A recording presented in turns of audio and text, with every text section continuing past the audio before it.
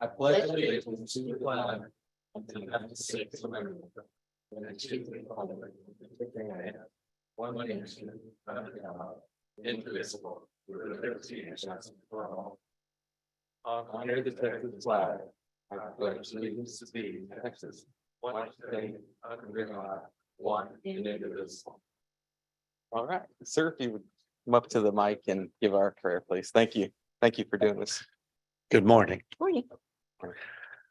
Father, I thank you that you have given us this day to consider the concerns of a county that is filled with individuals who long for meaning and purpose. And I thank you, Father, for these amazing people standing before me as they lead and guide and think through the issues. And so, Father, I'm asking you in Jesus' name to just give them wisdom and discernment. Help them to think through and help them to know the greatness of your will concerning people. And Father, thank you for loving us. Thank you for being a true and living God. And we give you all the honor and praise in Jesus' name. Amen. Amen. Thank you, Pastor.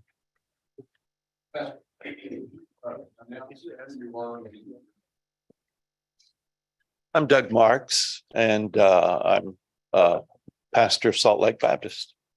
Thank you, sir. All right, roll call.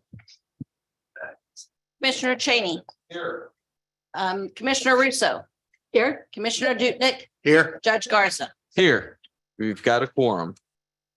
All right, now we got citizens to be heard, Mr. Scott Heim.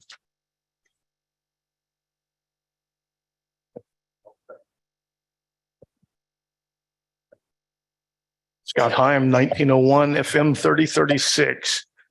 I waited almost a year to come back and make this presentation. A lot of you think you know about this. I'm going to tell you something you don't. It's about our red beds. And what happened before was I had people who I couldn't make listen long enough. And we've come to the conclusion there's nothing to worry about out there. I've got to get a little bit technical. I'm going to do it so that it's easy for everyone to understand, everyone here, everyone at home. The issue about there being mercury in the bauxite that they bring in is not the issue, and I couldn't get you to listen. In order to take the alumina out of the bauxite, they use caustic soda, and a lot of caustic soda. It's like acid, it'll eat the flesh off your bones. It's on the other end of the spectrum. To make caustic soda, you run electric current, huge electric current through a vat of seawater, brine. And there has to be, to run electric current from one point to another, a connector on either end. The cathode is a layer of mercury on the bottom of these giant vats, and I mean giant vats, and usually many of them. It's a layer of mercury on the bottom of giant vats, and the stuff leaks out into the environment, and you can't get around it. The stuff is spent, and back when they were starting to do this, they didn't dispose of things well. And I've had people argue with me constantly about, well, there's no mercury in bauxite. That's not the point. Sometimes there is, and beryllium and nickel and other things. But the problem is that the use of mercury, and lots of mercury, is baked into the process. There's only two ways to make it. And the main one is, and during this time, is the mercury cell method. Now, there's a membrane that was invented by DuPont. It's called Nafion. I tracked down the inventor of Nafion, the leader of the team. And it wasn't available during the time that most of this was done out at the Sherwin plant, which means that if they made their own caustic soda, and I believe they did, they used the mercury cell method, and there is a huge amount of mercury unaccounted for. There's no way around it. There is no other way to do this process. And I'm hopeful now that I have an audience that's listening. The use of tremendous amounts of mercury is baked into the system, and we don't know where it went. And the only logical place is in those pits. And I know you have authorized testing, But the testing doesn't provide for cores that go down into the heart of where it probably is. Now, there could be other explanations. I was told later in the process, they bought caustic soda from DuPont. The problem with that even is that DuPont is right down the channel it's on the La Quinta channel, and they've been wanting to take dredge tailings from the La Quinta channel and dump it into our red beds.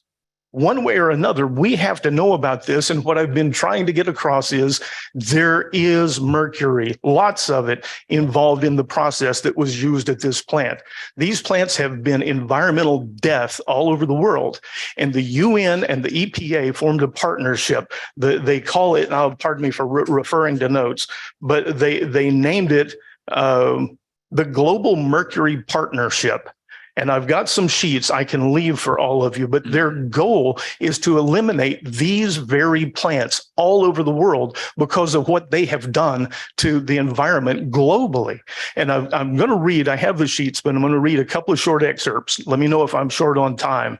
But their goal, pardon me? You got about a minute. Their goal is to prevent the construction of new mercury chloralkali facilities globally, to reduce mercury emissions and use from existing mercury cell facilities. That's what we're talking about. And and you notice they don't quibble over whether or not there's been mercury leakage. Their goal is to try and reduce it. To minimize it. And the last one is to reduce or eliminate mercury releases from waste generated by these facilities while they're in the process of shutting them down. And that's where we are. The UN and the EPA had to form a coalition to try and stop this process. I can't prove that there's a problem, but testing in selective sites all around where the problem probably is doesn't seem like the answer. It seems a whole lot more like what's being told in East Palestine right now. The people responsible are telling us everything is okay. Don't worry about it. Thanks for the time. Thank you, sir. Next up, Bob Haynes. I'm here to speak on two different entities. One, St. Charles Bay Marina, quote and unquote marina. And secondly, a quarter of a mile strip of ground between Palmetto Street and the reserve, which is decaying and decaying and decaying. The cause of which is probably from the heavy construction trucking. They also decided they were going to help themselves to some fill on your right of way. So they inserted some crushed concrete. If you're on the right-hand side and you're heading east, you're going to run over that. You'll feel it. But the washboard effect on the street itself is pretty bad. So we'd like to see the county do something about that. I think David Reed had some plans last year, of which the funds were, next year. Well, the state came along and paved from 7-Eleven on the corner of 35 North all the way down to Palmetto. And that was it. And I was informed that that was going to be all the way to the big tree. Well, thinking that it was going to come on down through the reserve, it didn't. And Mr. Jacobs informed me that we ran out of material. Well, it still sits there, and there's another coat that's due on that. Bob Dutnick and I have traveled these two issues, and I want to thank Bob for the pothole fills. I appreciate that. We got that done. So we're making some progress over there. That's on the marina side. That's the parking lot. The marina or St. Charles Bay boat slip is being improved. Bob saw to it that some of the chugos, potholes, have been filled in. And hopefully the next step would be maybe a little asphalt if we could commandeer it from someplace. Now, there is a street light there, okay, which I believe is owned and paid for by the Goins family out of Victoria, who have a small cottage right there next to the marina. And I was informed that it was on, but according to Bob, it's not on. Okay. And the electrical company will not turn it on because the owner is not paying for it. So we don't even have a light there in case you're coming in late or going out early in the morning. And the other thing is that marina has an attitude about it that Corps of Engineers, when they put the slip in, it's got to be at least a 45-degree angle. And it should be probably around 30. And Bob and I talked about this. And there are some economic ways of doing it, but the cost to the county, I have no idea of what this would run. And that's all items. But I believe you folks have a responsibility on the marina itself because you do have a lease with GLO. Is that correct?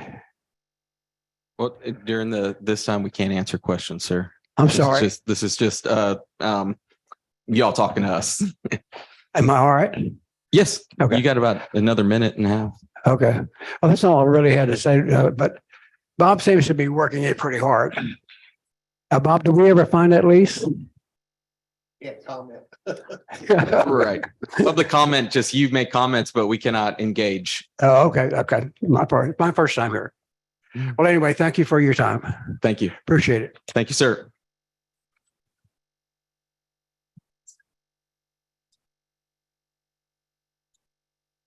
Mr. Heim, can you leave those pages that you spoke about? Thanks.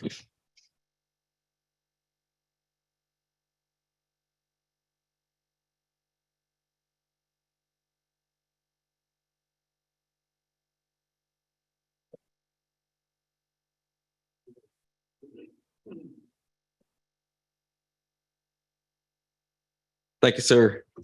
All right, we're going to move on to item number 1 under presentations and proclamations. Presentation by Pon Bonnet from architecture firm PGAL on the status of the new Aransas County Courthouse project. Thank you, Judge. Thank Morning. you, Commissioners, for having us here today. I'm Paul Bonnet with PGAL. And just John Strothman asked me to come and give you a little bit of an update. I know you drive past the project site every day, so you see some of the progress that's going on. Let's see.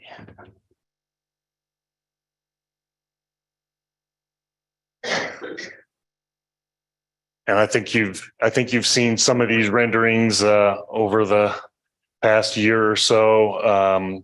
This is the latest and greatest rendering of the county courthouse and the community building, as well as the plaza. And you can see a little bit of a corner of the city hall there on the left, and a front-on view of the rendering. And this is the entire downtown anchor project, City Hall on the left, community building in the middle, and the county courthouse on the right. And this is, well, these are a couple of weeks old, these photos, but this is a photo of the progress that has been made on the county courthouse. As you can see, it's in the process of exterior wall being applied. The roof and the tower elements are in process. Here are a couple of other shots of that. This the one on the left is from the rear of the building, and then the one on the right is from the plaza. As of a couple of weeks ago, the roofing was basically complete. On the right there, you see some of the framing for the rooftop mechanical units. And this is an interior view of the building. I don't know how many of you have had an opportunity to go inside. This is one of the first floor corner rooms here, and this is the district clerk space, I believe, on the second floor. As you can see, there's interior framing that's ongoing. Some of the mechanical ductwork, electrical, sprinkler, piping is ongoing inside the building too. And then, so that's Teal Construction working on that portion, on those two portions. And then we did just recently give DLF the notice to proceed February 1st to get going on the plaza and the parking lot. So this is the parking lot just to the west of the facility. And this is kind of an aerial view of what's going on in the plaza. A lot of the storm drain piping has been put in place. They're starting to do some grading out there. So in terms of overall construction schedule, the substantial completion date expected for the courthouse is August 11th of this year. And the substantial completion for the community building and plaza and parking lot is February 1st of 2024. We have been, the whole team has been working really hard to keep those dates. We continue, as you might have heard in the news and on other projects, to see some supply chain issues and whether it's, you know, mechanical units or elevator components or things of that nature. Every day it seems like there's something new. So Teal's been doing a great job trying to keep a handle on that, and the entire team has been trying to make adjustments to make sure to meet those dates. But we are tracking for that at the moment and doing everything we can to meet that date. So that's the update I have for you today. And if you have any questions, I'd be happy to try to answer them. Okay. Paul. Yes, sir. In the times that I've been I haven't been in the building. I kind of wanted to wait a little bit. Yeah. But how are we handling handicap getting into and out of the building on both sides, north and south side? So we do have some accessible parking within the parking lot. I'm talking about specifically from grade to floor, from grade to first floor. Gotcha. So yeah, if we put the image back up on the screen. So from the plaza side, there are ramps going up to It's on the side. each building entrance. Yeah, actually right in the front of each building here. Okay. Let me see. That just seems to me, and I'm not questioning anything, but it just seems to me like what I saw with there's awfully steep. You know, I'm sure you Well, the looked at ramp- that, but I was yeah, just the concerned ramp- about that. The steepness of the ramp has to meet accessibility requirements 1 to 12. So we did elevate the finished floor of the building about 6 feet from the natural grade out there, Mhm. you know, for obvious reasons with storm surge and making sure that it's above a flood elevation, a certain flood elevation. Let's see here.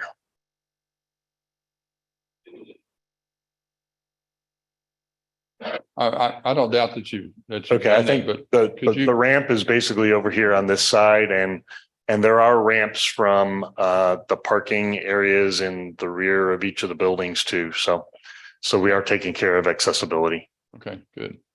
Because that's the only question I've had from the citizens is what about handicap? Because Understood. it looks, Understood. it looked like it stepped up pretty high. Yes. And anyway. So we do have the steps leading up, you know, kind of centered on the center of each building Mhm. with handrails, but there are ramps for public entrance. Had And, a question about the clock. Yes, sir. Specifically, had a community member ask me if the clock is designed to withstand the elements of our climate. Yes. Okay, that was. I mean, all of the components will be inside that tower. But in terms of, you know, every exterior element on the building is designed for the wind load and to make sure it is, you know, it's going to withstand a storm. In our corrosive environment, that was basically the question, but everything is contained inside that could be exposed will be Yes, contained, Yes. sealed. That'll be one of the 254 county courthouses that works then. Yeah. I have a question, and I Yes, was ma'am. able to tour it last Friday, and I thank Uh-huh. Mr. Strothman for that. And it's coming along nicely, and I think if you look at the height of the seashore or seawater pavilion that they have out there at the beach, Mhm. the ramp is just staggered to get up there. And they had one on the back of the building as well as the front that I looked at. Yes. My only question is, we went up and down a few sets of stairs outside. Mhm. And at the top of one of the sets of stairs, instead of the usual width, it was about 2 inches shorter than that or so. And I Right. did ask the teal person about it. And she Mhm. said, well, that's going to be corrected. Yes. I'm just not sure how that's going to be corrected. If you can explain. Basically, what's there is the concrete base for the steps. Yes. So the steps are going to get a precast, another precast tread and riser that goes over the top of that. So that's why that top step is a little bit short right now. So Okay, it will be, it'll meet all codes and requirements when it's all Okay. done. good. Looks Thanks. good. Y'all doing a good job. Thank you. Thank you. All right, thank you. All right, we're gonna move into the consent agenda. And on this consent, or actually, do I have a motion? I Sorry. move to approve the items on the consent agenda and recognizing several donations. If you want to itemize them, Yep. but is there a second? Second. All right, so we got a $1,500 donation of a pallet of dog food. And it's from the Humane Society. And it's going to the animal care. We've also got, I want to acknowledge a donation of $20 from William Huff for Aransas County Animal Care Services. And also we've got a donation of $100 from Pam and John Dodson to the Aransas County Library. Are there any other items or discussion on the consent agenda? Commissioner Right. Cheney, Aye. Commissioner Russo, Aye. Commissioner Dupnick, Aye. Judge Garza. Aye. Passes without opposition. All right, now we got county reports. Item number 13. I move to approve the fourth quarter 2022 report on the Texas Maritime Museum. I'll second that. Mr. Parkoff? Oh, there he is.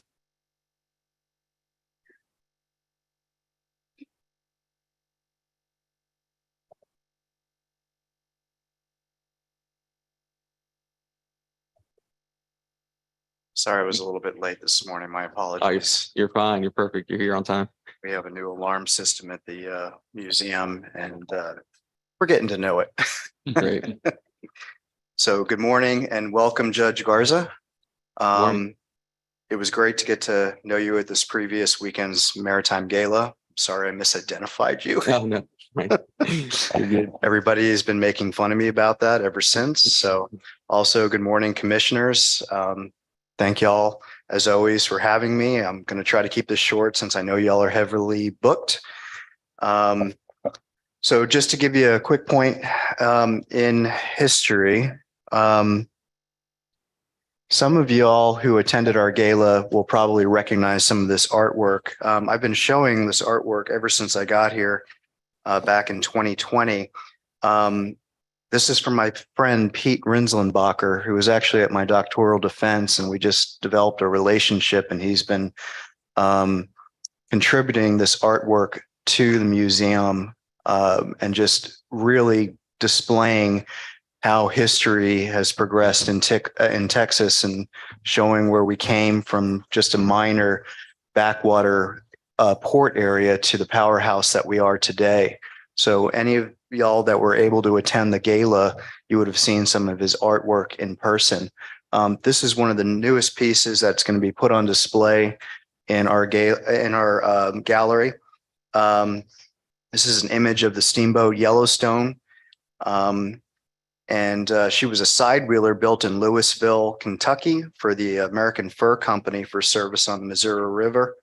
The Yellowstone is very important to Texas because she played a very big part in our revolution against Santa Anna and the Mexican army in 1836, crossing the Texas rivers and under Sam Houston over the swollen Brazos River ahead of Santa Anna's army that was pursuing.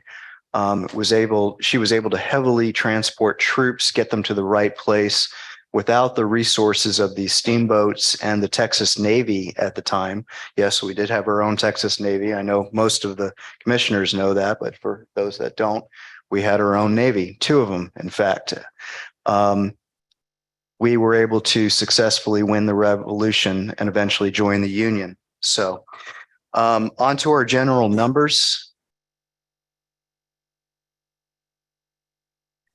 Our fourth quarter for the year did extremely well, considerably higher than last year. This is due to our new exhibits and our extremely incredible education programs that are being created by our education director, Shelley Nostman, which I'm sure many of you guys have met already. For fourth quarter in 2021, we had 1,762 visitors. In 2022, we had 2,600 and did I say that right? 1,762 visitors in 2021. In 2022, we had 2,650. That's a 50.4% increase. So for the total of the year, that's 13,168 visitors. We're extremely happy with those numbers. And I'll get on with that a little bit later and why those numbers are so important. In terms of visitors 70 plus miles out in 2021, we had 544 visitors for the fourth quarter. And in 2022, we had 615. Although that seems like a nominal raise in numbers due to the fourth quarter, which is actually the slowest part of our year. This was a 13% increase, but we're also changing the ways that we record these visitors. I've been talking a lot with many of the other nonprofits around town to see how they're tracking people, where they're staying, how it affects the hotel motel tax percentages and things like that. And we're all working together to try to come up with a good system so we could provide that to the county and to the city. So instead of just asking for zip codes, we're also asking now where they're staying. Some people don't like to give that information, but they'll just simply say, we are staying in a hotel. And then we'll ask for how many nights, especially, that's helpful if they've been utilizing one of our hotels or bed and breakfasts. So we're keeping track of those numbers now, and we're expanding the data that we're collecting. Some people are, again, resistant, but if we can't get that information, we can definitely get the zip codes to show that people are coming from 70 plus miles out. So it's very helpful. So let's see, where are we? That's number 4.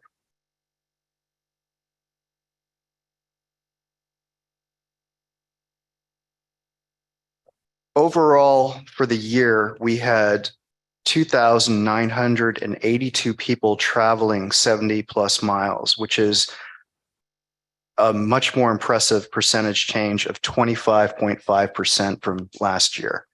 So the new exhibits, the expansion of the museum, our programs, they're working. It's happening. Also our advertisement, especially thank you for all the funds you guys are presenting for advertisement. We are getting the word out and people are coming in, and we are definitely helping expand beyond the coastal bend, but to Texas in general, at the Texas coast, but Texas, inland Texas as well. So what I would say is our overall visitation records are amazing and at an all-time high.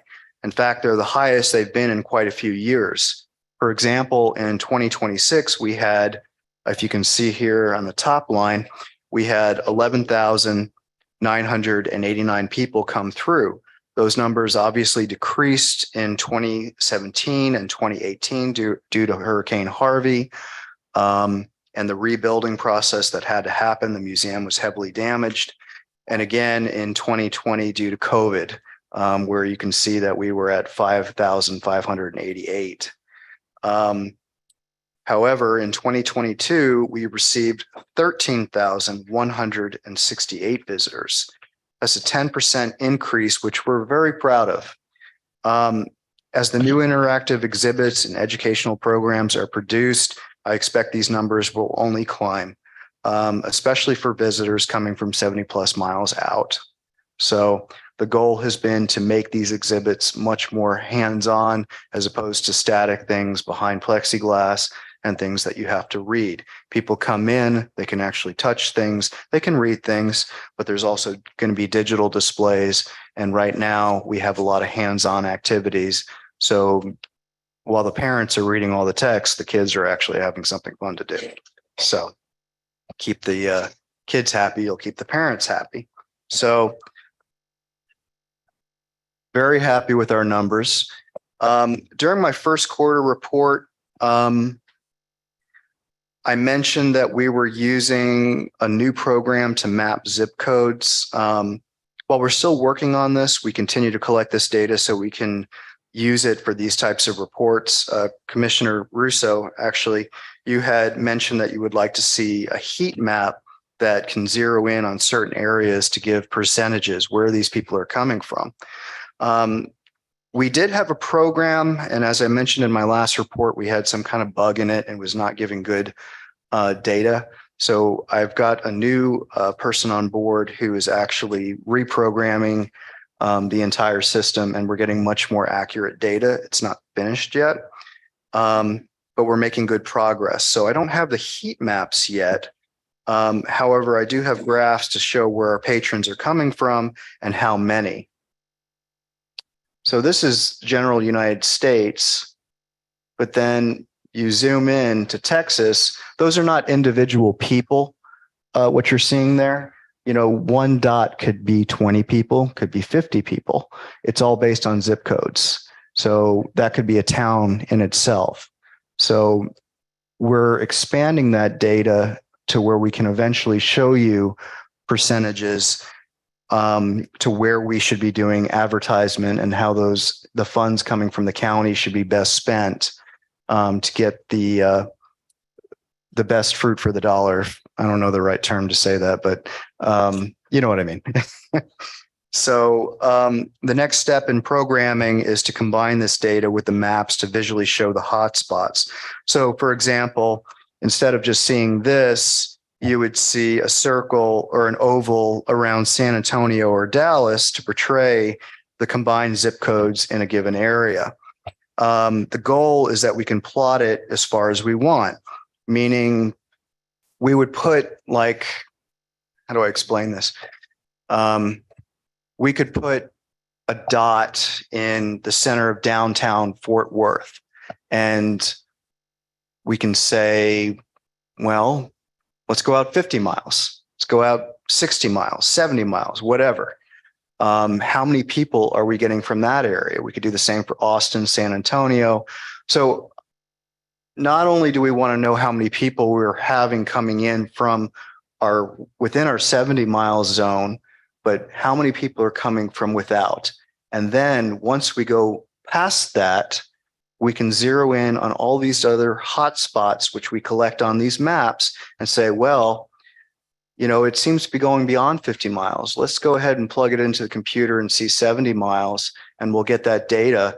And you know what? Well, that's a lot of people. Maybe we should put some more advertisement up there, or in some of these areas that are slowing down that we don't get it.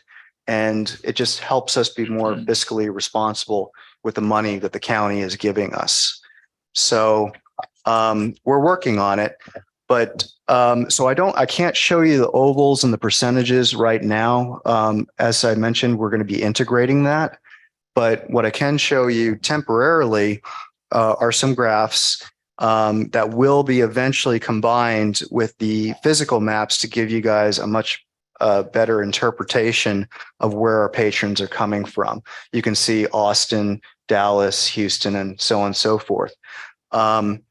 So this will help us with advertisement. This will help us determine for other festivals and things like that, like Wine Festival, where we really want to advertise to get the best bang for our buck and bring these people into Rockport to where they're not just seeing the Texas Maritime Museum, but they're also going to our other venues, the Arts Center, Jennifer Day's establishment, everything, history for the center, the History Center.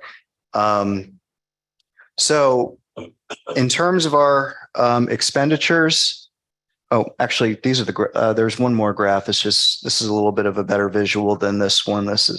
I have a hard time reading bar graphs, but it just kind of gives you an idea. So you can see this is just fourth quarter. This is not the whole year. So it shows you that, this is how many people we had from total.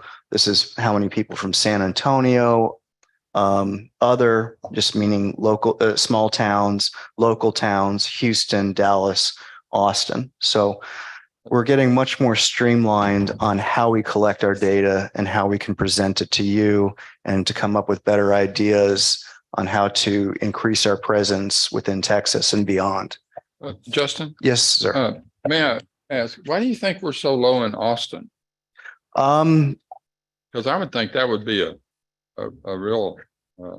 I don't think we're low in Austin per se. I think that Austin gets confused with San Antonio because the two cities are growing into each other.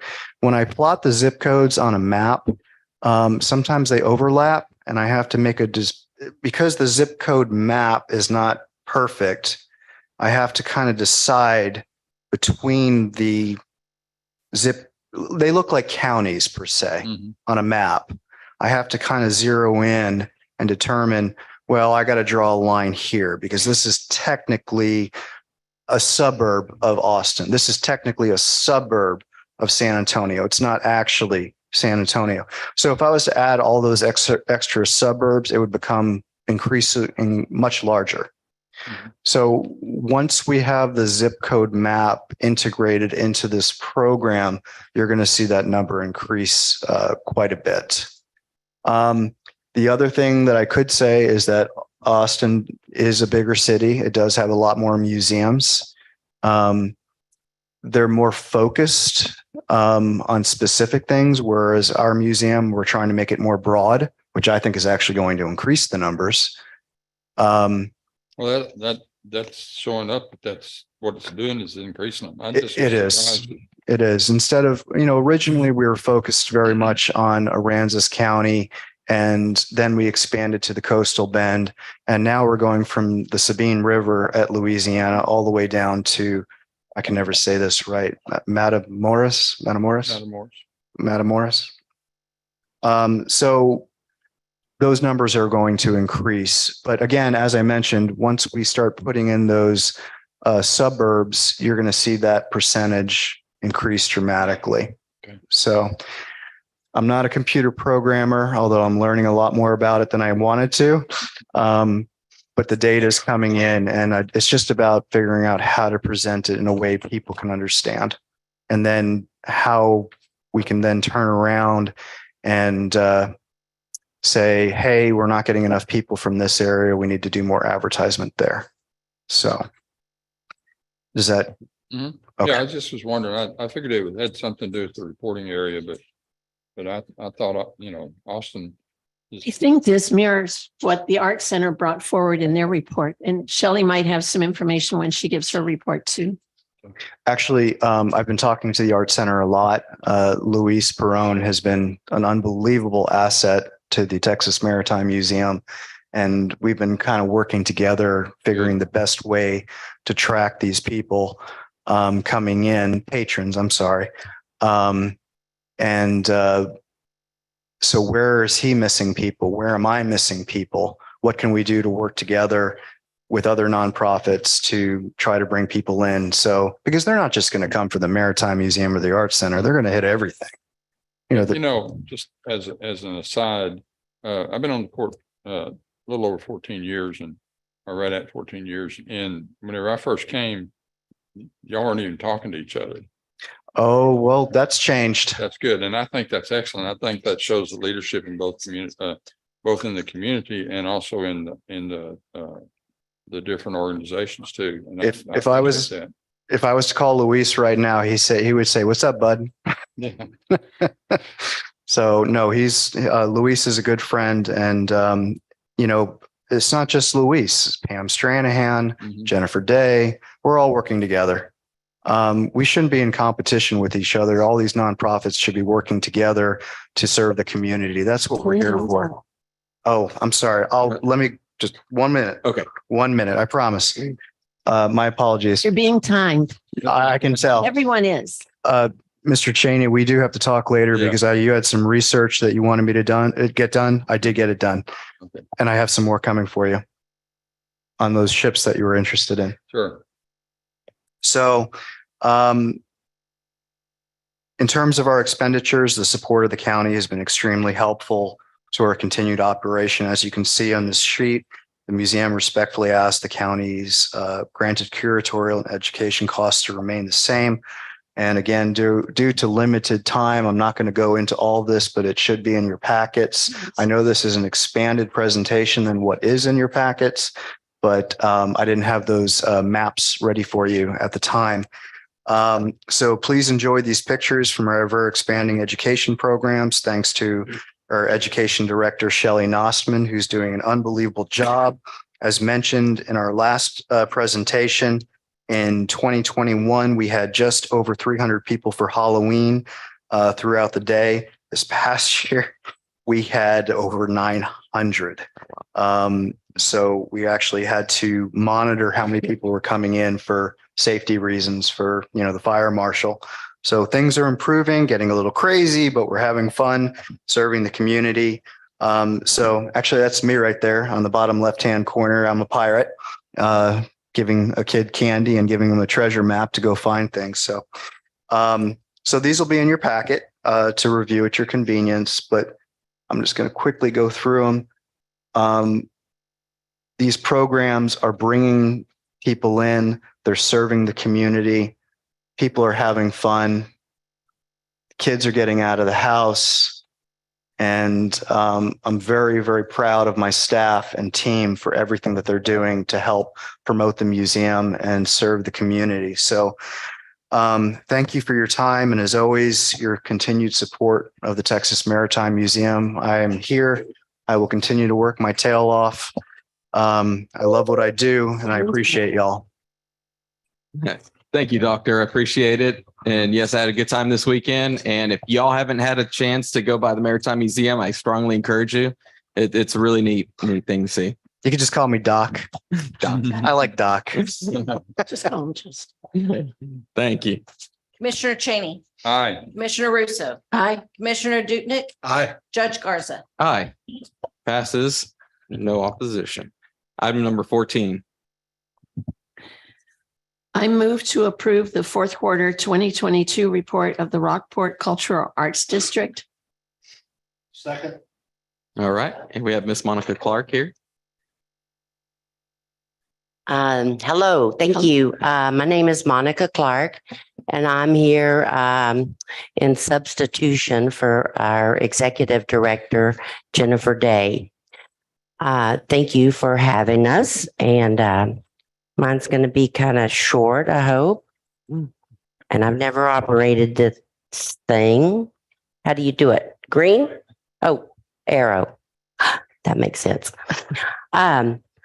The Rockport Train Depot continues to grow, and we have this past year partnered with the other Fulton Mansion, the History Museum, and the Maritime Museum to have the Passport to the Past program. And we have some figures here in our zip code collection for the last quarter.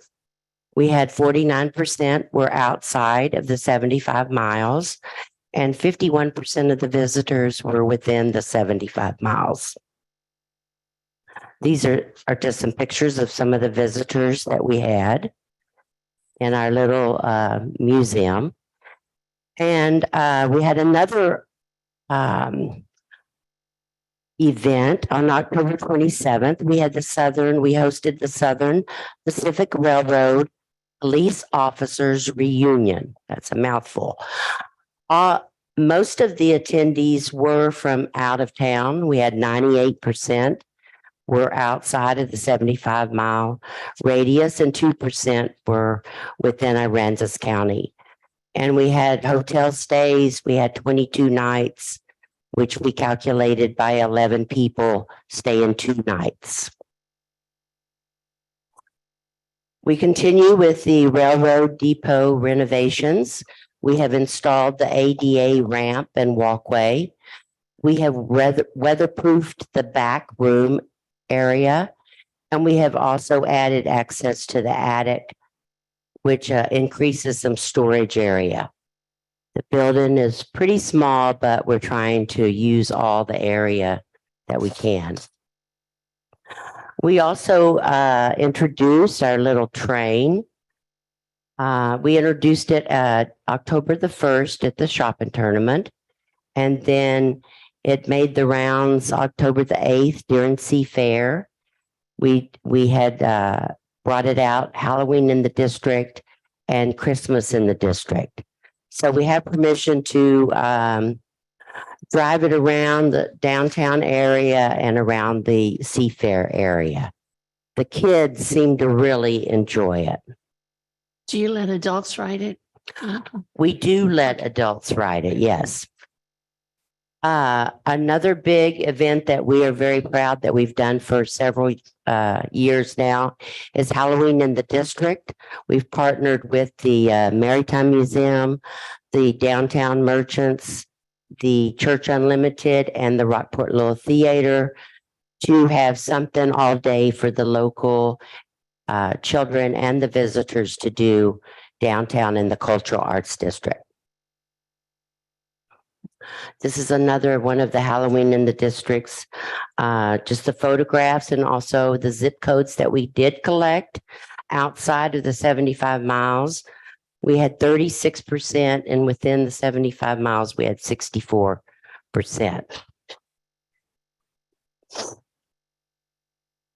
We also are proud to be part of the Christmas in the District, where we also partner with all the downtown merchants and the nonprofit organizations. Outside of the 75 miles, we had 33%, and within, we had 67%.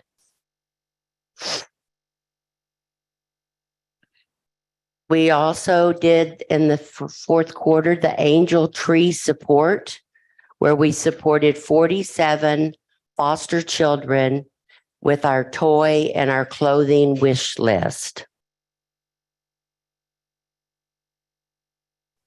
We're proud that we lit up the district. We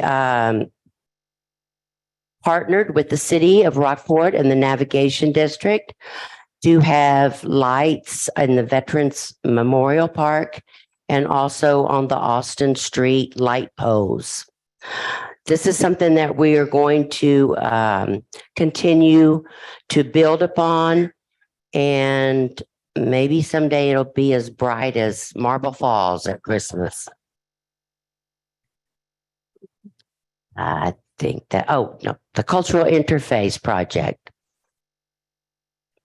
So this is where our local Steve Russell, our local Renaissance artist. If you haven't heard about this, this is going to be big, and it's coming this spring. The sculptures are getting, they're being made and they're being finished.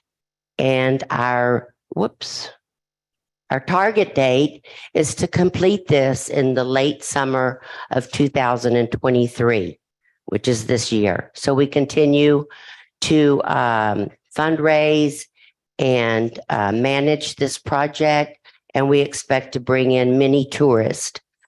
It's going to be down by the Little Bay, by the Highway 35. At first, they were going to be separate. The Indian were going to be on one side and the Europeans were going to be on the other side, but now they're going to be all clustered together. And I think they're about 14 feet tall. So you're going to be able to see them when you're just driving on 35. And we're real excited to get that to completion. Oh, other incentives. Whoops. We do continue to partner with the district merchant to have monthly meetings so we can all get on the same page down there. We do partner with the farmers market, the makers market, entertainment and market on Main. These go on monthly. Our social media continues to improve. And I'm proud to say that we have over 4,000 Facebook followers and about 900 Rockport Depot Facebook followers. We need to improve there. This shows the statement of activities and how we spent the money. The year to date, December 2022. And that's us. That's the whole board of the Cultural Arts District. And I'm proud to serve on that board. We have a very positive board. Any questions? Not exactly a question, but I want to congratulate you and also what Justin mentioned, where there's such collaboration now between the groups. Because I worked at the History Center yesterday as a docent, and while I was there, I was helping to promote the train station and also the Fulton Mansion. And it's just wonderful that people see now that they can spend a few days here to look at the different things.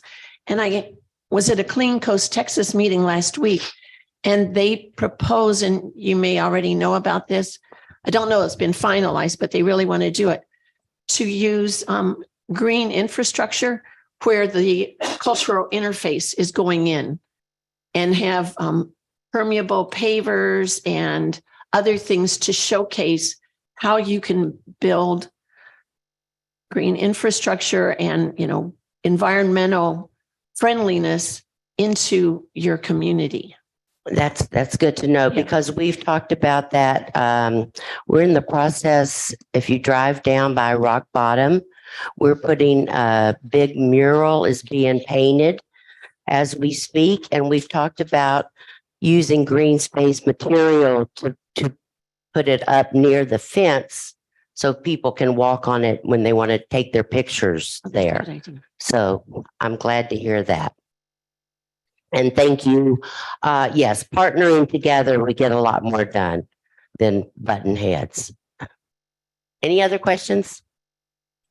No, ma'am. Thank you. Thank you so much. Commissioner Cheney, Aye. Commissioner Russo, Aye. Commissioner Dupnick, Aye. Judge Garza. Aye. Passes, no opposition. Item number 15. I move to approve the fourth quarter 2022 report of the Rockport Fulton Chamber of Commerce. Second. All right, we got Shelley Stewart. Good morning. Good morning. I'm Shelley Stewart. I'm President CEO of the Rockport Fulton Chamber of Commerce, and I bring with me today Shannon Biggerstaff. She is our tourism coordinator. She will be giving the report today and going forward. But I wanted to take just a moment to thank everyone at the county for being so patient with us. I'm sure y'all realize that everyone at the chamber is new except for one person. And so we have really been trying to study, and we've had the budgets out, and we've really learned a lot, and we've really studied hard to be able to come here today. And so every time we've called or done anything, everybody has been so helpful and so patient. And we thank you very much for that, first of all. Next, I'm going to go ahead and let Shannon Biggerstaff start, and hopefully we got a very good presentation for you. Well, good morning. What we're here to do this morning is to share with you all what the Chamber's marketing efforts and what the results of those efforts have been through our campaigns for the fourth quarter. So if we start up the next page, I want to share with you the various activities and things that we're doing to market the Rockport Fulton area. Some of the highlights of October, November, December, of course, was the Seafair celebration, which was held in October.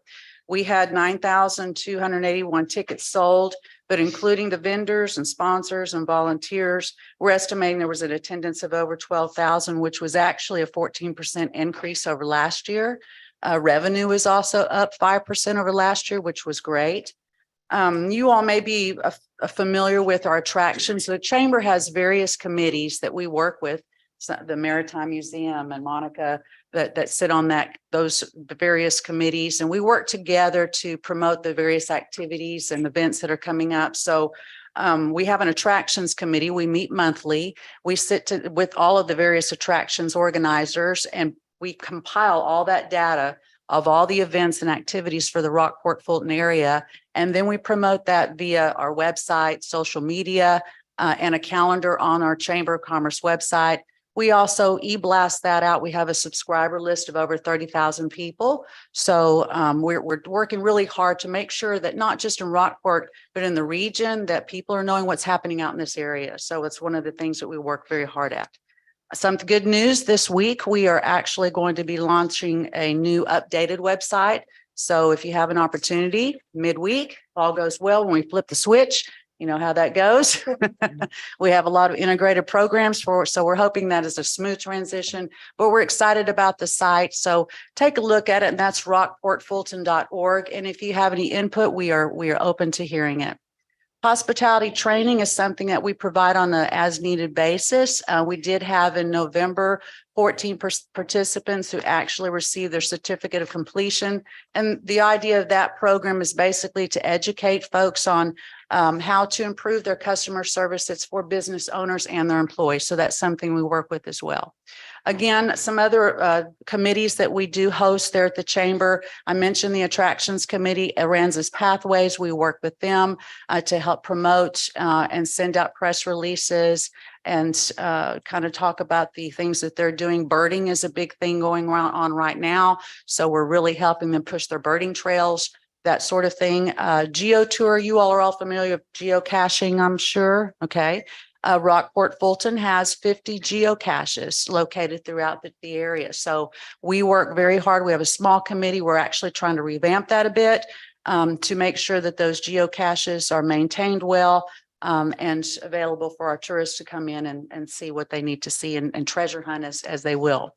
The Tourism Development Council, as you all know, that's a council that we work with to sit down, and we do post marketing as we work with them in Helen Media. They do a great job of drilling down on all of the results of our marketing and advertising. And we work with that council to just look at how to spend those marketing dollars appropriately. The short-term council and the RV council, it's okay. Shelley's moving. That's either a hint or she's got the button going the wrong way. The short-term council and RV council those are two committees that we work with just to help them get together and discuss as a group the things that they need to do to improve their businesses and their concerns. So the county annual revenue tax collections, if you all, that's about 2 or 3 slides back, but you all have this in your packet. If you look at the revenues of 760,000 versus last year, it's up 5%. But what's interesting is if you look even past the hurricane from 2011 until now, revenue venue tax is up 43%. 43% between 2020 and 21. There we go. But from 2011 till now, it's up 226%. So as you can see, it's been a consistent and good increase. The marketing is working. As far as our website, again, rockportfulton.org, we saw over 298,000 users this past year. So our traffic was up from 190,000 last year. We're really excited about the increase in our website, how well it's being received and how well it's being accessed. And again, that website tells you everything you want to know. The Chamber of Commerce is sort of that central library, if you will, of all the things to see and do in the area, and people are taking advantage of that. What's even more exciting is that the demographic breakdown of those people using the website, we have a nice mix of age group. So that means our targeting, our geo-targeting is working. The majority of the people that visit the website right now are from Texas. And as you can see, if all of the local attractions, we sit down and compare our notes, you can see the feeder marks are the same: Houston, Austin, Dallas, followed with the Corpus area in your tier area. So going on to the next. As far as our campaigns, the digital online campaign, basically what we've seen this year, there are over 11 million consumers that are looking at our campaigns, and we're having 43,000 trackable hits and actions. Our click-through rate on the website, which is something that you're always trying to increase, is doing very, very well and continues to increase. As far as When you say that, I'm not sure if this is printed in here correctly, but that's 0.4%. yes, And that's considered a great rate, for click-through, yes. right? That's a tough one to increase. You have to work very, very hard. It's sort of like making sure that you are in the top 5 when you do a Google search. Okay. It's in that search engine optimization, not to get too technical, optimization area. So it's a tough area but click-through rate is trying to keep them there as long as you can. I Yes. understand. As far as our Facebook page, we have 67,000 followers on Facebook. And again, you can see those feeder markets where they're coming from: San Antonio, Houston, Austin, and then the tier groups or tier communities of Corpus Christi. Our Facebook posts and campaigns reached over 1.4 million consumers, and this is just our 4th quarter report here. Rockport has a great review in our website. Google reviews are at 4.8 stars. Of course, 5 is the ultimate goal. And then if they look at the next chart, again, we're just wanting to give you a visual of how that website and the efforts and the marketing continues to increase. It continues to be visited. We continue to drill down on to see who and what and where and when and what they like. This is just Seafair was a great success this year. We brought the carnival back, which really added to the revenue increases we feel. There were over 105 total vendors, both arts and crafts and food. The live entertainment was really enjoyed throughout the weekend. We got really positive feedback on that. We had the parade. There were 60 entrants, which was sort of a historical plus. Very long. We heard, man, the parade was so long this year, which that's what we want to hear, that people enjoyed it. The car show, there were over 23 cars that entered this year, which was an increase from past years.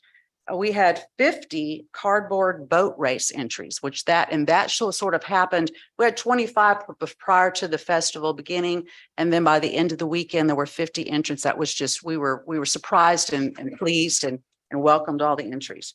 But it was just, again, Seafair was a great success this year. The committee is beginning their planning stages for this year, as well as Hummingbird. We're working on those 2 programs. And again, the goal is to put those heads in the beds in the community. Billboards, we have 8 billboard locations, and you note those same similar feeder markets that we're targeting because we're getting the results from there. Our print publications for the 4th quarter, we did some advertising in Texas Monthly and Texas Parks and Wildlife. And of course, the heavy geo-targeting and those feeder areas is going very, very well. The next page, venue tax collection. This is actually the county's. Alma shared this with us, and we appreciate that. And it's just a more month-to-month breakdown, again, showing that venue tax collection continually increasing. As you all know, we have a sign-in sheet at the chamber, visitor login sign-in sheet, and outside of 70 miles, 85% of those visitors are from outside of 70 miles, 14% are local. We've seen in the 4th quarter alone a 14% increase in our traffic coming in for a total of 1135 for the quarter. And 1 pelican. And one, So I saw. Yes. yes, one very interested pelican. Okay, and the next slide. So these are the activities that are coming up January and February and March for the 1st quarter. And again, you notice all of those flyers. We're working with our local organizations to promote those events and activities that we feel would draw people into the community to put heads in bed. So these are the Gospel Festival was a great success. Winter Texan Appreciation Day, which is an event the chamber host, was actually successful. We saw a lot of new visitors from different states, which was good to see. And then the Clay Expo, Le Mardi Gras, of course, Oyster Fest this weekend. And again, all of those activities and events we are promoting both locally and outside of the Rockport Fulton area. Our ad performance, click-through rates, again, these are just some pictures of the various ads that are being placed. We're having a nice response for all of those involved. Click through samples of our social media ads. People are liking the ads. They're appealing.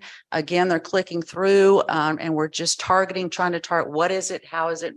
What are they interested in? And continually change to meet the need. These are pictures of the outdoor billboards that are presently placed that you can look at. And outside of that, if there are any questions, that's our report. I don't have any questions, but I do have a suggestion. First, it's good to see Shelley back. And I stopped in and visited with her a few weeks ago. I have mentioned it to Commissioner Casterline, who's not here today. But as a person, like I said, I work at the History Center on a monthly basis. And I have heard from numerous folks who come to the community, they're surprised the visitor center is not open on Saturday. And I would suggest very strongly that when you have your board meetings to plan out what you're going to do, I know it impacts salary and hours, but I do believe you need to look at having limited hours on Saturday, whether it's 10 till 2 or 11 till 3 or something. But I just think there is a real need in this community to have that visitor center open. Thank you. Thank you. Thank you all. Thank you. There is a definite need for that. I've talked to several people that said, asking why they didn't come on Saturday. And they said, well, there's a lot of stuff's closed on Saturday that we can go eat good restaurants and stuff, other places. They're open on Saturdays, but so downtown's kind of dead on Saturdays afternoon. Yeah, appreciate that insight. You all know that outside of the chamber offices, there are also various racks and all the information you could possibly want to know about Rockport is made available as well. Thank you so much. That's good, but it's nothing like somebody there to talk to. Okay, Thank you. Thank you. Commissioner Cheney, Aye. Commissioner Russo, Aye. Commissioner Dupnick, Aye. Judge Garza. Aye. 4-0. Passes. All right, item number 16. I move to approve the purchase of an asphalt storage tank with appurtenances from Cooper Equipment Company for the amount of $123,500 and authorize the county judge to execute the necessary documents.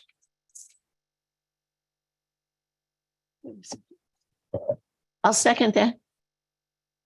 Thank you.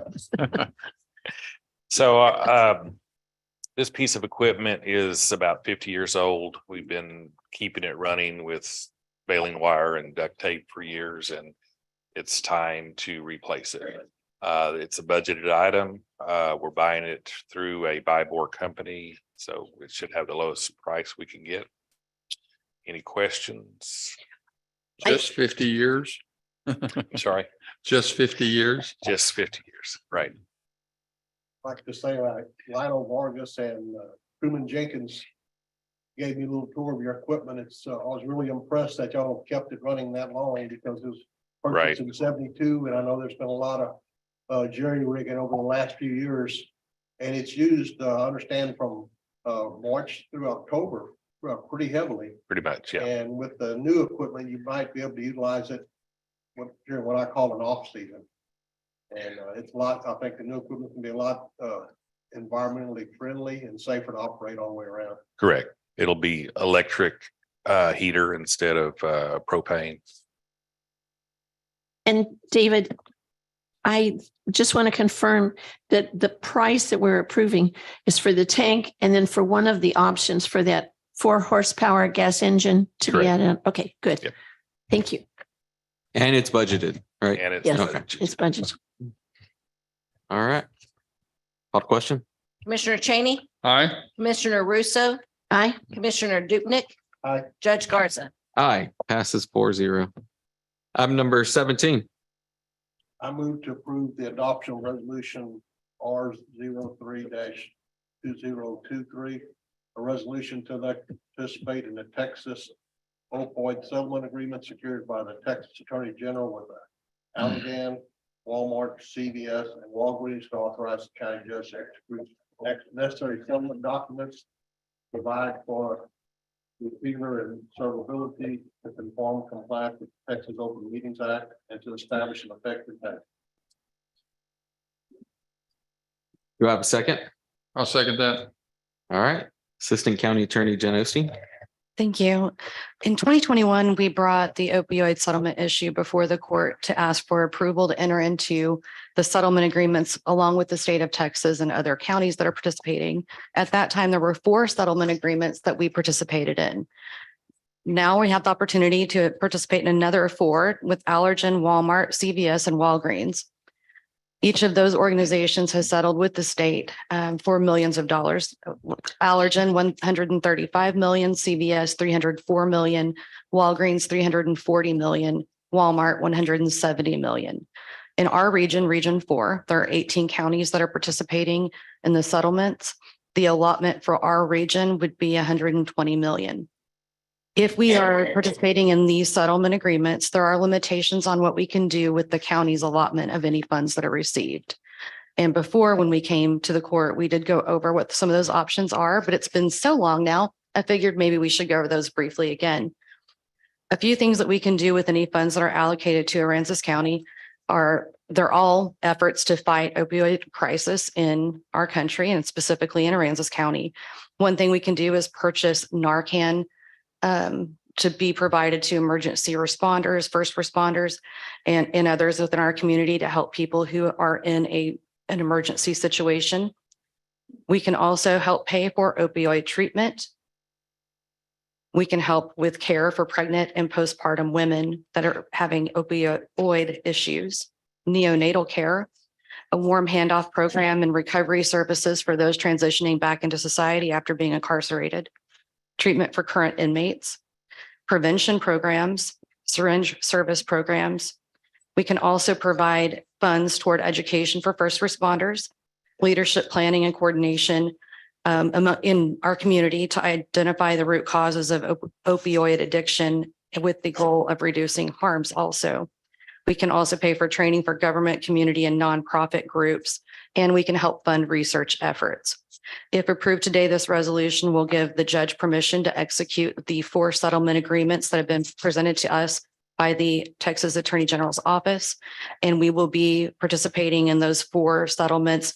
I don't know exactly how much we get or when we'll get it, but hopefully the county will be receiving some funding to help fight this crisis. Does anyone have questions?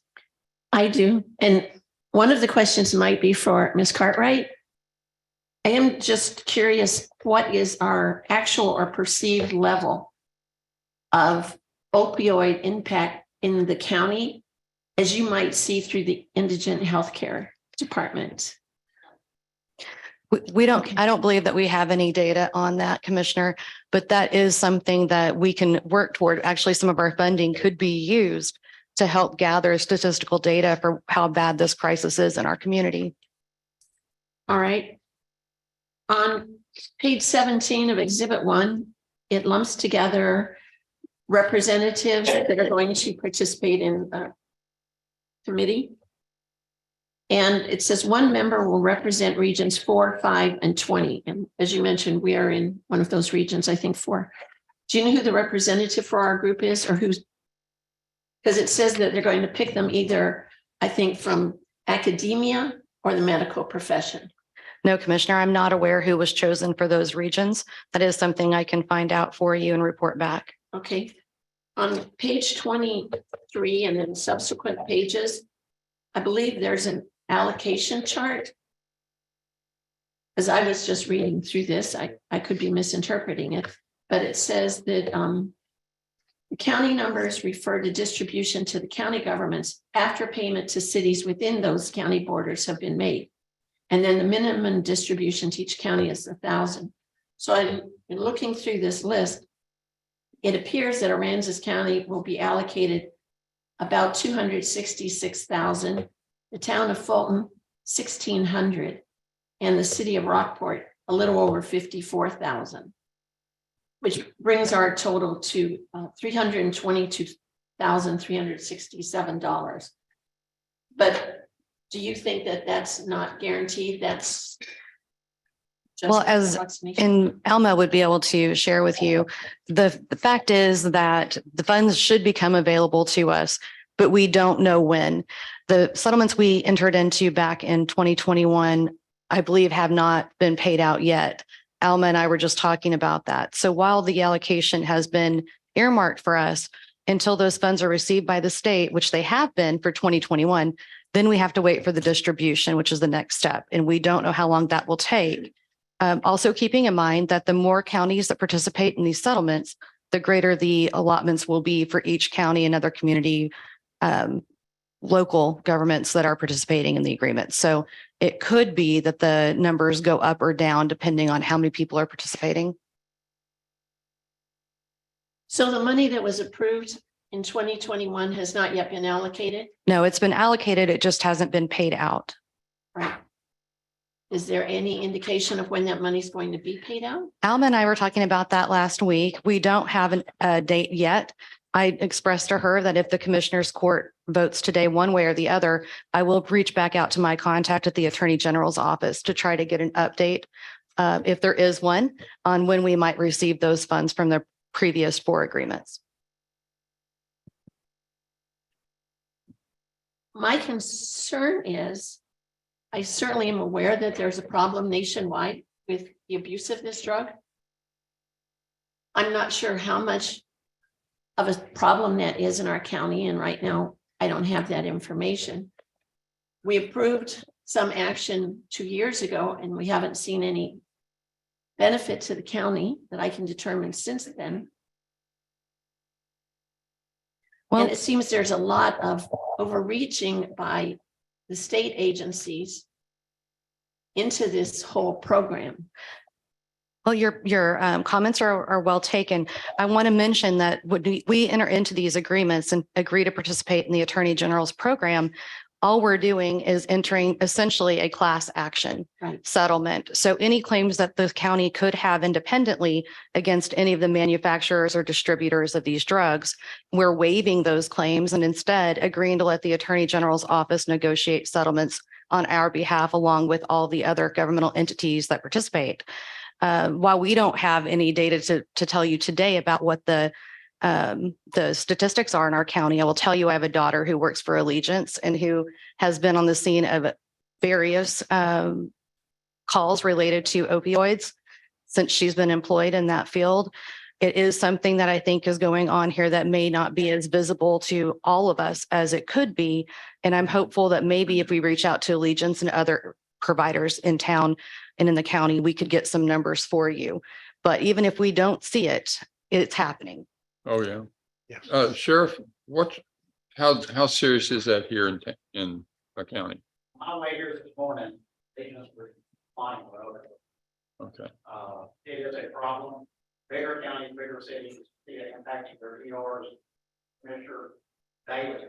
And so they started a process, you really go and recover the cost from the cleanup sale, the manufacturer this and the easy release of. And that's what they're after the other, pretty much that we wouldn't individually pursue lawsuits to recover the cost that impacts us, which we don't have a local number, but yes, we do have a problem. And it's pretty tough. This settlement, Narcan could be purchased and also, and also provide training for first responders and also law enforcement. Is that correct? That's correct, Commissioner. Okay. Does it provide resources for extra officers to try to stem the tide of the drugs in our community? That is not one of the costs or one of the programs that are listed as eligible to receive funding, but keeping in mind that we might be able to move funds that are currently allocated toward doing things that we could use the settlement money toward could then be put towards something like personnel cost. So it's possible that the funds could be used to offset that indirectly. Are these one-time funds? These 4 settlements are one-time settlements with those 4 companies. But like we saw before, there were 4 settlements before. There will be more, I think, coming in the future. Let's hope anyway. There are definitely more than 8 corporations that are responsible for taking an active role in causing the epidemic that we currently have with opioid addiction and crisis. Thank you. Thank you. Any further questions? All right, call question. Commissioner Cheney, Aye. Commissioner Russo,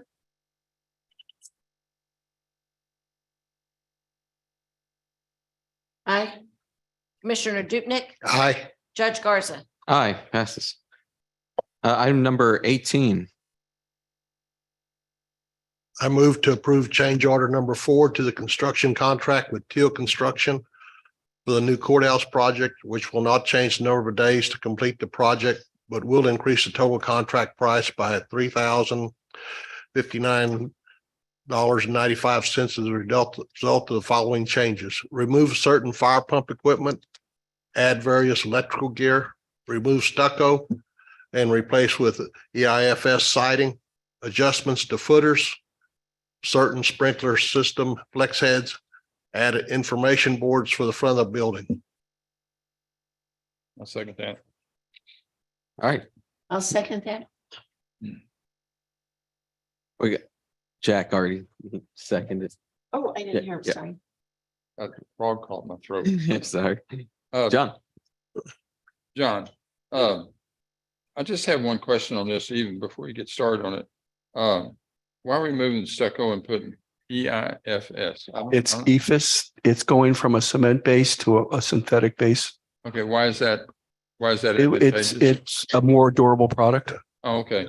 And is this something that was overlooked in the original? No, he's just a designer, had spec cement base, and Teal had brought in a contractor who made a suggestion. Okay, so It's for a savings. so Teal's ongoing concentration on Right. our best interest is, Right. this is an example. Exactly. Okay, good. And it's a I like to hear savings. that. It's a savings of money. Okay. good. I did a little research on that also, and my understanding is in our environment that this is probably more cost effective long-term maintenance than the stucco would be. Exactly. It's a synthetic. It's a man-made product. John? Mhm. On the first item, remove fire pump equipment approved by design team and flow test. I just want to confirm this won't impede our ability to quench No, fires. the water pressure there is so great. You didn't need a fire pump. Okay, great. So- Thank you. All right, any other questions? Very good. Or John, do you have any comments? No? No, the building's coming along nicely, and Paul presented it earlier. I think we all gonna have a beautiful building very soon. Well, I want to thank Teal Construction and Peagle too for constantly looking at better ways to do this at even if it's a little bit larger cost that'll last a lot longer time. Right. Because this is not a 20-year structure. Nope. This is a 50-year structure. 60, 65, maybe 70 years. Right. So everything we think about, we have to think about it in those terms, long-term. Thank you. Called question? Commissioner Cheney, Aye. Commissioner Russo. Aye. Commissioner Dupnick, Aye. Judge Garza. Aye, passes 4-0. Item number 19. I move to approve the December 2022 treasurer's report. I'll second that. Madam Treasurer, good morning. Morning. Any questions on the numbers? I'll go a little bit more into the investments when we get to number 21 for the year. None of this. No questions, no comments. So we don't have any hot spots or any dead spots that you didn't anticipate? No, actually, things are, the investment end of it is looking better than it was. So Do a good job. thank you. All right. Commissioner Cheney, Aye. Commissioner Russo. Aye. Commissioner Dupnick, Aye. Judge Garza. Aye, passes 4-0. Item number 20. I move to approve the January 2023 treasurer's report. Second. Madam Treasurer. So any questions on the fund balances for January? Total 38,933,457.06. I have a question on the second page of that. I know that we had voted on that account 535 long-term recovery to remove that amount. Right, And I thought it was going to zero out, but there's still a. right. amount So in there. I guess the auditor's number was miscalculated of the fund balance. And we intend on moving that 807 in the future. We will be moving that $800. It was a payroll benefits that were missed. They were after we had already calculated the fund balance. So we will be fixing that. All right, thank you. Thank you. All right. Any other questions?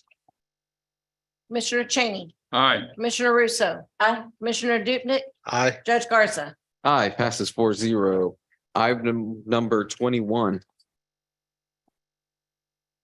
I move to approve the fourth quarter treasurer's investment report. I'll second that. Okay, so That's the down to 24. 21. Oh, I thought so. The total amount of accrued and earned interest for the operation funds for the year was $223,984. We had budgeted $84,351, which puts it in at 265% over the budget. On the bond funds, it was the similar proportion. Fourth quarter of 2021, our average that the county earned was 0.91%. And fourth quarter ended with 3.69%. So you can kind of tell, I don't know if you have the graph of where the interest is going, but it's a pretty big jump up. Even the investment pools have gone from less than 1% to 4 to 4.5%. I did buy 6 million in investments with earnings of anywhere from 4 to 5%. So those are, I think most of those were 3-year terms. So we'll at least get that much for the next 3 years. Any questions on any of the earnings? Do you want to handle mine? Sure. No, you're doing a great job. Thank you. Thank you. Thank you. Commissioner Cheney, Aye. Commissioner Russo. Aye. Commissioner Dupnick, Aye. Judge Garza. Aye, passes 4-0. Item number 22. I would like to move to table the updated job description for the Director of Environmental Health. My reason for doing that is twofold. I realize that a box link goes out along with the agenda, but I look at the packet that I receive and I pick that up when it's available and go over it very thoroughly. The packet did not have all of the pages of the new job description, which I found out this morning when I was comparing. And I have concerns about even looking at the extra page, which I haven't looked at in detail because I printed it out at 7:15 this morning. One of the items that's on there is active member of the tree committee, which is true, but I think that there are several responsibilities associated with that it might be good to enumerate. And since I believe we could probably continue to interview and recruit people and then approve the revised job description at our next meeting, I would like to propose we do that. Do I have a second? I'll second it. All right. And I agree with Commissioner Russo. There are some changes that need to be made. Call to question? Commissioner Cheney, Aye. Commissioner Russo. Aye. Commissioner Dupnick, Aye. Judge Garza. Aye, passes 4-0. Item number 23. I move to approve the budget line items. I'll second it. We have none at this time. Right. Call to question. Commissioner Cheney, Aye. Commissioner Russo. Aye. Commissioner Dupnick, Aye. Judge Garza. Aye.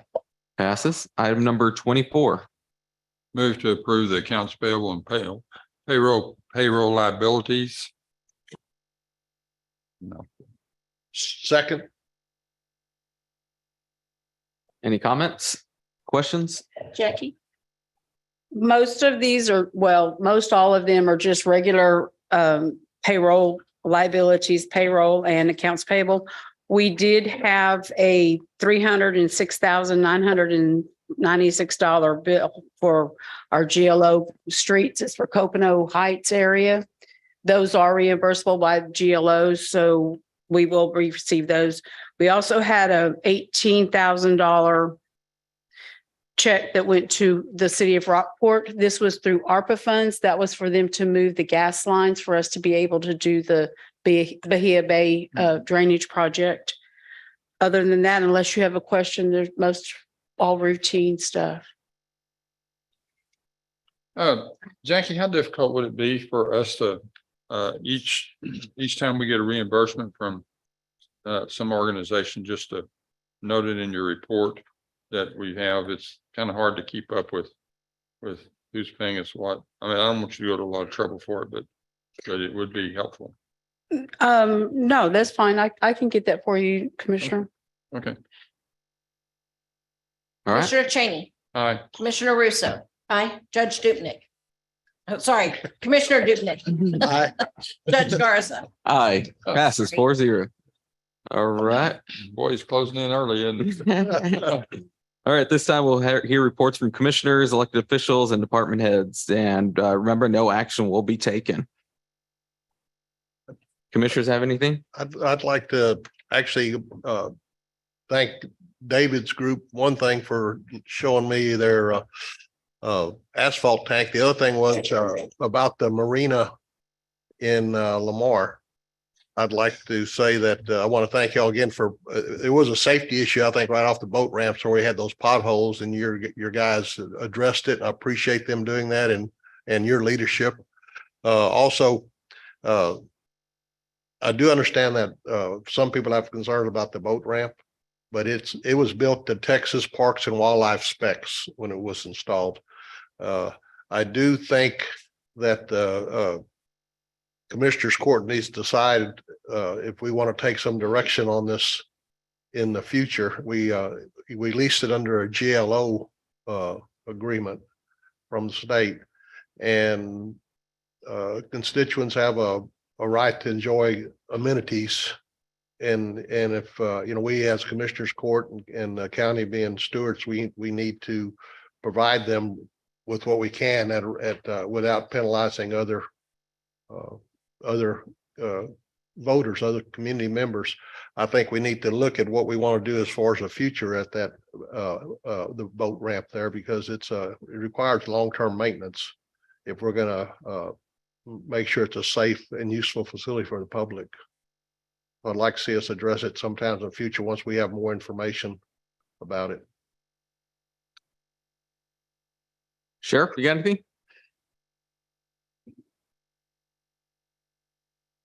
Just want to bring it to the attention of the court and others this morning that we made a decision about 2 hours ago.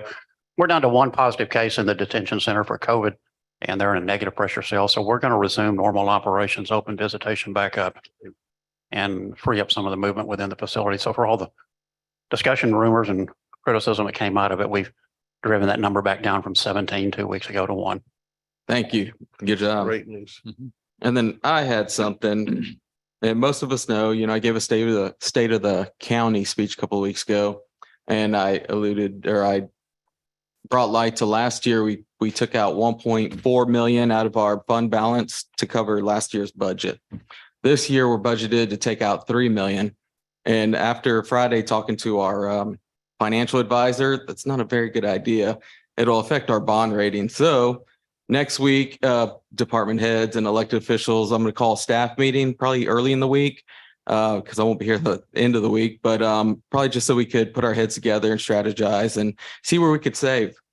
But that's going to be forthcoming. And anybody else have anything else? All right. And we will head to reports about items of community interest. And again, no action will be taken. Any community members have anything? Oh, Alma has something.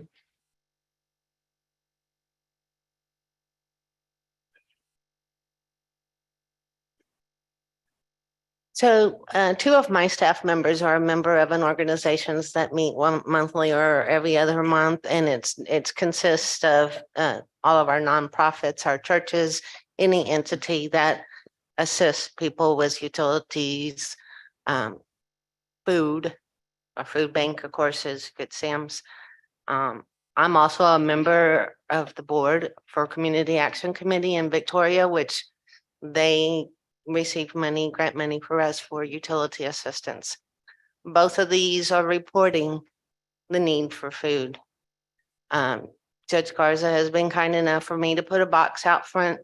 I know that I'm not asking it just from employees or people coming to the courthouse. My main thing is to get the attention of the community, but there is a major food problem.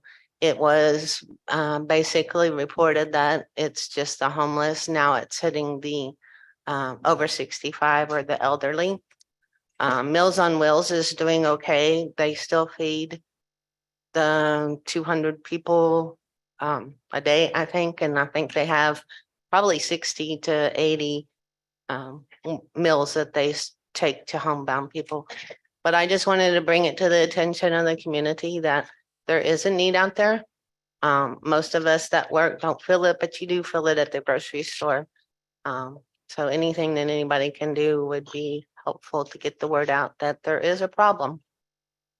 Thank you. Thank you. All right. At this time, we will head into closed session. I moved to consider- Sorry, Judge, I just want to, we have a lady that has, everybody that's been here for a while knows, but has been providing blankets for the community children at no charge. We're over 1,000 blankets now that they have provided, and she's bringing another 100 or so tomorrow. I think, as I was talking with Judge Garza earlier, we have places in the agenda where we can acknowledge folks like that, you know, like what Emma's talking about and the volunteers and everything. It's not a glorified thing, but something that's doing that takes effort that's really appreciated. And I'd like for everybody to be thinking about it, and we're going to visit about it up here and everything. But, you know, we need to have some direction. We need to have some ideas, but we got a lot of people. Judge Garza brought in the idea of a minister from each of the churches, which is a great idea. And we've had the scouts up here, not scouts, the kindergartners up here that said the Pledge of Allegiance. We've had the changing of the flag by the NJROTC. We've had several things, and it's always been very well received by the community. I would like for y'all to just be thinking about things that in fact or affect the community in a way that makes a real difference. And so I appreciate the changes that Judge Garza has made. I think they've been very good. And I would like somebody just be thinking about that. Okay, that's all. Thank you. Let me try that again. Item number 25. I move to consider convening into a closed session to consult with counsel and receive legal advice about insurance matters related to Aransas County's projects and insurance claims from Hurricane Harvey, including pending litigation style Aransas County, Texas versus Endurance American Specialty Insurance Company et al., Aransas County District Court cause number 23-0021, pursuant to section 551.071 of the Texas Open Meetings Act, which authorizes closed sessions for a governmental body to consult with its attorneys regarding advice on legal matters pertaining to pending or contemplated litigation or a settlement offer, or on a matter in which the duty of the attorney to the governmental body under the Texas disciplinary rules of professional conduct of the State Bar of Texas clearly conflicts with the Open Meetings Act. Do I have a second? I'll second that. All right. Got a question? Commissioner Cheney, Aye. Commissioner Russo, Aye. Commissioner Dupnick, Aye. Judge Garza. Aye, passes 4-0. We'll take about a 5-minute recess.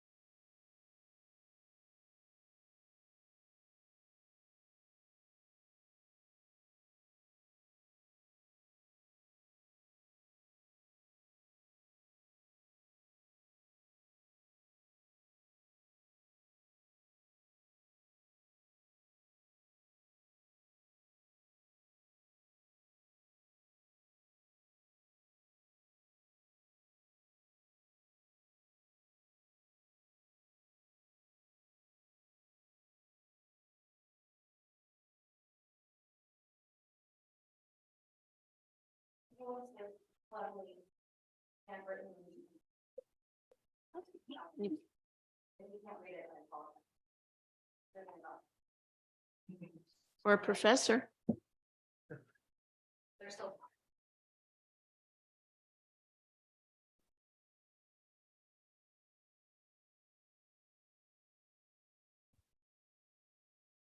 Go ahead. All right. I don't have. It is 11:09 and we will convey back into open session. I Reconvene. move we reconvene into open session. Second. Commissioner Cheney, Aye. Commissioner Russo. Aye. Commissioner Dupnick, Aye. Judge Garza. Aye. Item number 27. I move to discuss and take action on matters discussed in closed session. All right, and I propose we authorize, I'll second that motion. Or is That's- that part of the motion? Motion to, I move to authorize legal counsel to initiate legal action related to insurance matters against the Regional Pool Alliance, HRNR LLC, and any other associated entities. I'll second that. any discussion? All right. Call to question. Commissioner Cheney, Aye. Commissioner Russo. Aye. Commissioner Dupnick, Aye. Judge Garza. Aye. Passes 4-0. All right. Do I have a motion to adjourn? So moved. Second. Commissioner Cheney, Aye. Commissioner Russo, Aye. Commissioner Dupnick, Aye. Judge Garza. Aye. We are adjourned. Thank you so much.